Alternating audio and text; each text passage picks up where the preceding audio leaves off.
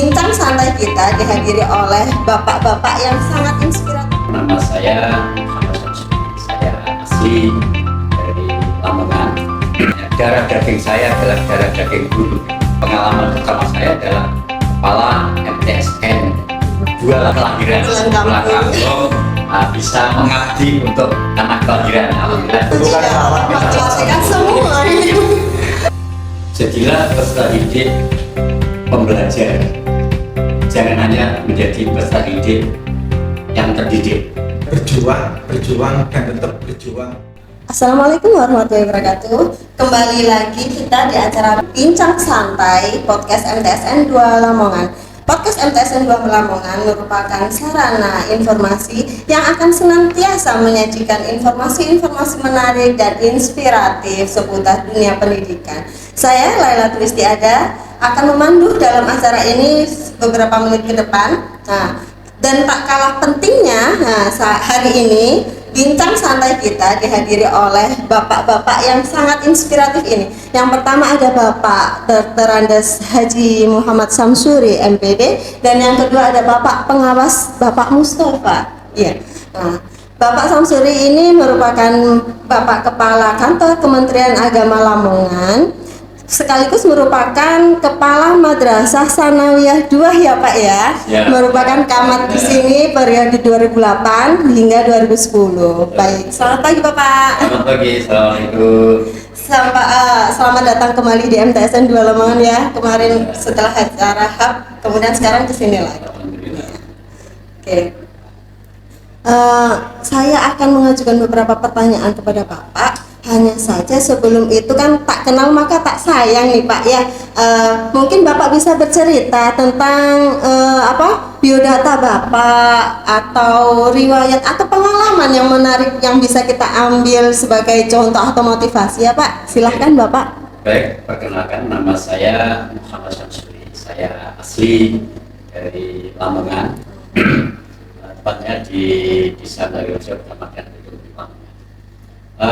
Karir atau riwayat keluarga saya, dari seorang istri dikaruniai 3 anak laki, perempuan dan laki. Alhamdulillah, yang 2 sudah berumah tangga dan yang 1 masih kuliah di semester 4 ya, di UIN Malang. Terkait dengan pendidikan saya ini ya warga madrasah. Saya itu dilahirkan dari madrasah, mulai dari MI di desa saya sana di Gedung Pring yang sekarang menjadi Min 1. Kemudian saya melanjutkan ke MTSN Negeri 1 Lamongan, kemudian ke Madrasah Aliyah 1 Kota Malang, kemudian ke UIN Maulana Ibrahim Malang. Dan saya mengambil di jurusan Tadris Matematika. Dan setelah itu kami setelah menjadi pegawai, kami melanjutkan ke jenjang S2 di Univers Surabaya, karena waktu itu yang bisa diatur waktunya lebih lembut. Jadi kalau saya bilang ini adalah saya itu jalur surga insya Allah. Jadi dari madrasah, asli produk madrasah. Dan kebetulan pertama saya diangkat dari guru. Memang saya dari bawah jadi guru, dan istilahnya kalau boleh dibilang istilahnya darah daging saya adalah darah daging guru. Jadi diangkat pertama di MAN 1 Lamongan, jadi guru kurang lebih 8 tahun. lebih dari 8 tahun, dari 93 sampai dengan 2008 ya, mungkin kurang lebih 18 tahun lah. Kemudian setelah itu promosi pertama saya, pengalaman pertama saya adalah Kepala MTSN 2 Lamongan di sana 2028 sampai 2010. Kemudian saya kembali ke MAN 1 Lamongan, di sana 2 tahun menjabat sebagai Kepala MAN 1 Lamongan. Kemudian melanjutkan ke struktural, yaitu sebagai kasih Mapolda Lamongan selama 8 bulan, dan selanjutnya kami diberikan amanah, dikasih kesiswaan, kemudian kasih kurikulum evaluasi di Kanwil Kementerian Agama Provinsi Jawa Timur kurang lebih ya 7 tahun. Dan karir saya berikutnya adalah menjadi Kepala Kantor Kementerian Agama Kabupaten Bojonegoro kurang lebih 2 tahun, 2018 sampai 2020. Kemudian kembali lagi ke Kanwil sebagai Kepala Bidang Pendidikan Madrasah selama 2 tahun, 2020 sampai 2022. Kemudian sebagai Kepala Kantor Kementerian Agama Kabupaten Trenggalek dari 2022 sampai dengan 2023, 1 tahun lebih sedikit lah. Dan alhamdulillah di akhir jabatan kami diberikan tugas ya di tanah kelahiran, pulang kampung, bisa mengabdi untuk tanah kelahiran. Alhamdulillah di kesempatan ini, dan insya Allah per 1 Maret 2024 nanti kami sudah purna tugas alias pensiun. Ya, mohon doa restunya, mudah-mudahan kami bisa menyelesaikan tugas akhir kami dengan husnul khotimah. Ya, itu mungkin sekedar perkenalan. Berarti sebenarnya Pak Samsuri ini satu rumpun sama saya. Saya juga matematika. Ya. Dahulu juga mengajar di MTSN juga matematika ya Pak ya? Iya, ya, sesuai dengan bidang. Kami nggak menyangka, kalau saya pikir kalau kepala kantor ya mestinya yang layak, pantas tuh Pak Yai dari pendidikan agama kayak Pak Pengawas ini. Tapi ternyata itulah madrasah. Lulusan madrasah ternyata ya walaupun guru matematika, tapi alhamdulillah kita belajar dan akhirnya diberikan amanah dan bisa. Jadi sebagai siswa atau lulusan madrasah insya Allah serba bisa, diberi tanggung jawab apa saja harus bisa. Ya. Itu kelebihan madrasah. Madrasah bisa. Ya, madrasah bisa. Kalau pengalaman yang pernah Bapak, yang paling berkesan yang pernah Bapak alami di selama menjabat sebagai Kepala MTSN 2 ini apa sih Pak? Ya. Okay. Jadi pengalaman yang paling berkesan yaitu ketika kita menjadi guru. Walaupun kepala madrasah kan guru juga kan, iya. Guru dengan tugas tambahan kepala madrasah. Jadi selama saya jadi kepala madrasah saya juga ngajar. Disinilah ketika kita berhadapan dengan peserta didik, disitulah kreativitas, istilahnya hak sepenuhnya guru untuk melakukan model pembelajaran sesuai dengan kaidah pembelajaran yang sesuai. Itulah hak sepenuhnya guru. Nah, disitulah kita dihadapkan pada berbagai macam anak yang punya latar belakang beda-beda. Nah, disitulah kita tertantang, kita harus dituntut untuk istilahnya bisa melakukan pembelajaran sesuai dengan karakteristik anak. Disitulah tantangan kita, dan itulah yang besar. Dan ketika anak kemudian bisa kita kendalikan atau anak bisa menerima istilahnya arahan guru, itulah kesan yang membanggakan, ya, membanggakan. Saya kira itu. Kalau Pak Mustafa sendiri ini bagaimana sih Pak perjalanan? Kalau saya dulu memang dibesarkan dari madrasah ibtidaiyah, Bu. Jadi saya juga waktu kecil itu dari MI Infarul Doi Wadah Kidul duduk sampean. Oh, Wadah. Ya. Ibu saya juga duduk sampean Bapak. Pada saat saya kelas 6, saya itu diarahkan oleh guru saya ke SMP negeri. Padahal di situ ada MTS, dan kebetulan guru saya dulu yang punya prestasi dulu namanya ada Eptanas, Bu. Dan saya itu kebetulan bagus, saya itu didaftarkan. Saya tidak tahu, jadi saya ke SMP negeri itu diarahkan oleh guru saya. Jadi ada beberapa anak biar ngangkat nama MI itu diarahkan ke SMP negeri. Jadi setelah MI saya di SMP negeri 1 Gresik. Setelah dari SMP ya otomatis ke SMA Negeri 1 Gresik. Pada saat ikut namanya dulu UMPTN, saya diterima di IKIP Negeri Surabaya jurusan matematika. Kebetulan sama matematika semua ini. Setelah lulus tahun 97 saya ikut seleksi guru, masih swasta. Yang saya pilih rata-rata itu karena saya backgroundnya madrasah Bu, yang saya pilih itu rata-rata sekolah yang berbasis agama seperti SMA Khotijah, kemudian kebetulan yang diterima pertama kali saya itu di SMA Lukman Al-Hakim di kawasan Pesantren Hidayatullah Surabaya. Iya, mulai 1997 sampai 2022. Setelah itu, maaf Bu, sampai 2002. Itu. Setelah itu yang saya ikuti juga gitu, selalu saya mengikuti tes di Kementerian Agama.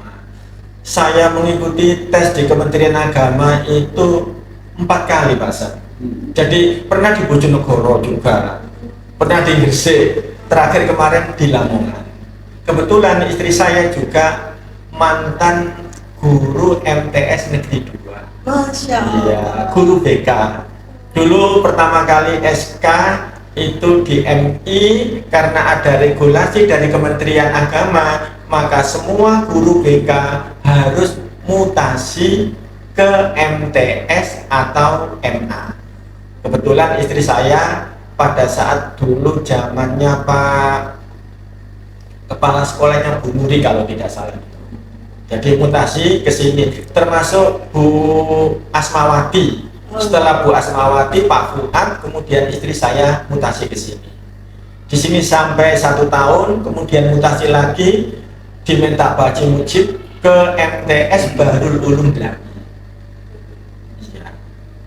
Dan anak saya yang pertama sekarang kuliah di Universitas Airlangga jurusan Teknik Radiologi. Yang kecil masih kelas 10. Gitu. Kemudian tahun 2016 saya dimutasi jadi pengawas.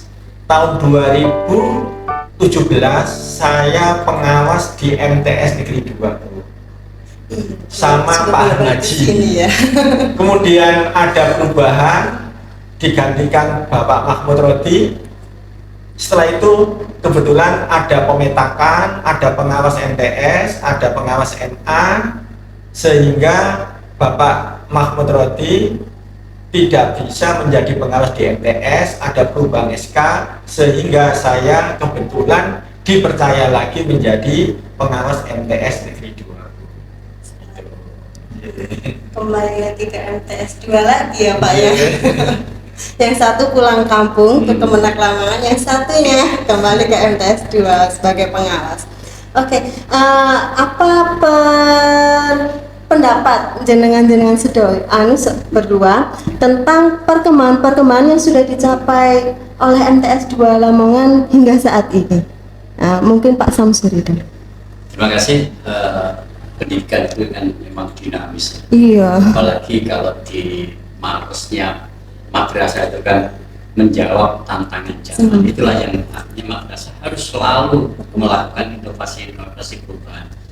Luar biasa kalau setelah sekian tahun kami meninggalkan Lamongan dan sekarang kembali di MTS 2 ini melihat perkembangannya luar biasa.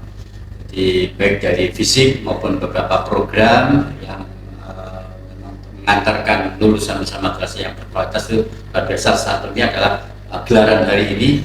Saya pikir itu adalah suatu karya yang luar biasa bagi anak-anak dan apa istilahnya kerjasama guru yang baik dalam mendampingi anak untuk melatih keterampilan mereka, tidak hanya belajar teori tapi mereka praktek. Dan yang mahal, poin penting dari kegiatan gelar karya penguatan profil pelajar Pancasila dan profil pelajar Rahmatan lil Alamin itu adalah ide gagasan itulah.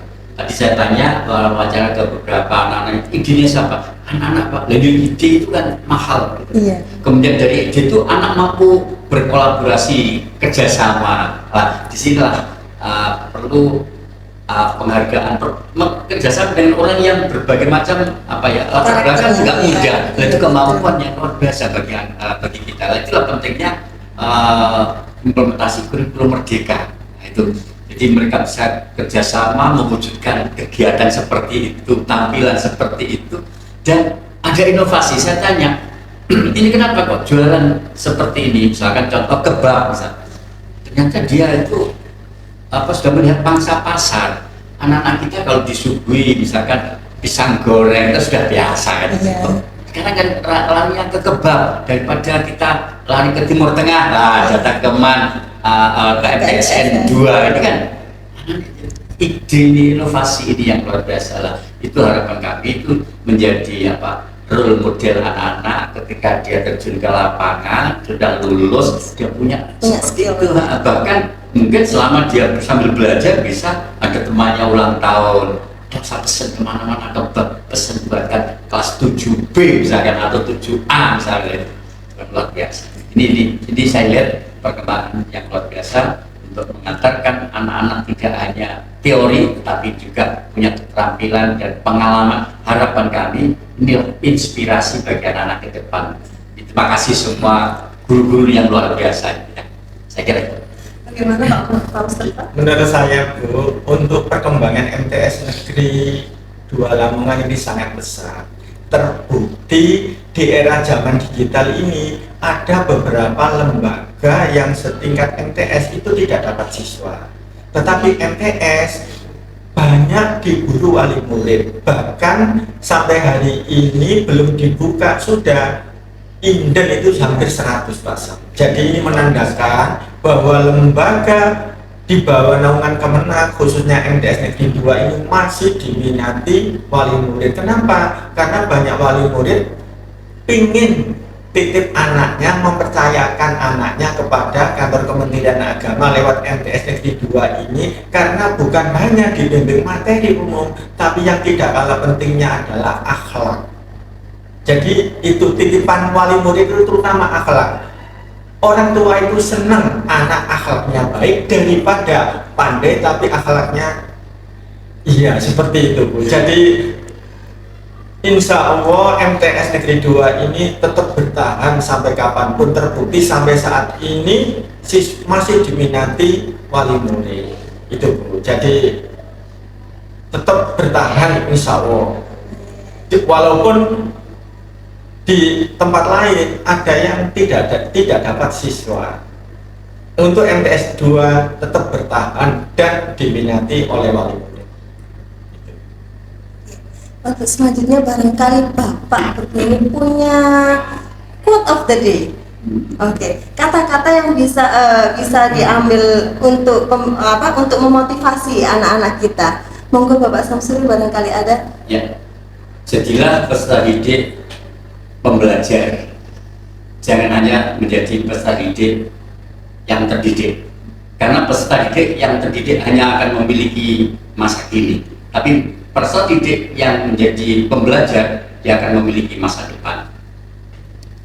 Kalau pesan saya berjuang dan tetap berjuang demi memperjuangkan MTS Negeri 2. Bincang-bincangnya sangat seru ya. Nah, sampai ini nggak kerasa waktunya itu nggak kerasa ya Pak ya, asik banget. Oke, terima kasih Bapak. Terima kasih Bapak atas kesempatannya yang diberikan kepada MTS 2 Lamongan. Saya selalu untuk MTS 2. Amin. Nah, harapannya Bapak berdua, Bapak Samsuri, untuk MTS ke depannya apa? Ya. Jadi MTS yang berkualitas dan memberikan layanan pendidikan unlimited untuk masyarakat Gagah khususnya dan masyarakat Kabupaten Lamongan. Harapan kami selaku pengawas MTS Negeri 2 ini bukan hanya mengantarkan anak di dunia pendidikan saja, tetapi mengantarkan anak ke jenjang akhlak yang mulia. Semoga harapan dari Bapak Samsuri dan Bapak Mustafa dapat kami wujudkan. Ya. Amin. Oke, terima kasih penonton yang sudah menonton perbincangan santai hari ini. Oke, untuk pertanyaan, barangkali ada pertanyaan, silahkan bisa langsung ke kolom komentar, dan jangan lupa like, share, dan subscribe channel kami untuk memperoleh informasi-informasi menarik lainnya seputar dunia pendidikan. Oke, sampai jumpa di Bincang Santai Podcast MTS 2 Lamongan selanjutnya. Wassalamualaikum warahmatullahi wabarakatuh. Waalaikumsalam warahmatullahi wabarakatuh. Terima kasih, Bapak. Sama-sama.